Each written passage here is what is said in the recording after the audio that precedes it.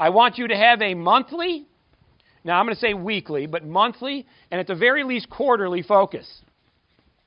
There's a concept that we talk about, which we'll talk about in detail in March, which is what we call the battlefield.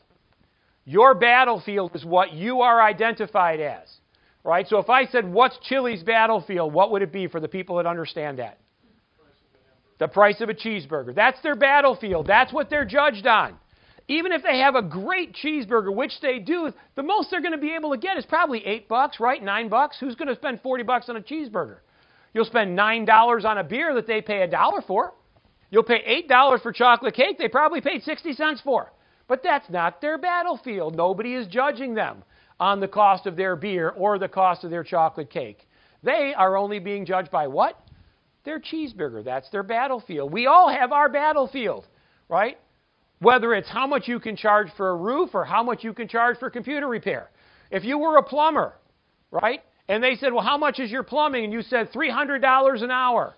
And every other plumber out there charges $65 because that's your battlefield. But when you get there and say, hey, Mr. Zavis, I noticed that you had a hole in your sink for one of those incinerators, those instant hot water things, right? And Janet heard that, and then somebody would hear that, and she goes, I can get something, right? And now we have no idea if I got a good price for $400 on my incinerator they put on my thing, right? I hope he made a crap load from it, because that's not his battlefield. His battlefield is the hourly cost of plumbing. Now, monthly, weekly, and quarterly focus.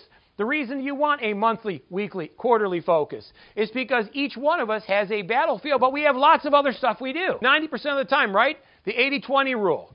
80% of the time, you make 80% of your revenue from 20% of your stuff. That doesn't mean that your other stuff doesn't make you money. It just means that 80-20, right? 80% of your revenue comes from 20% of your stuff. So what if this month was life insurance, and next month was disability, and next month was long-term care, and the month after that was homeowner's insurance, and the month after that was auto insurance, and all they did for the entire month was promote that?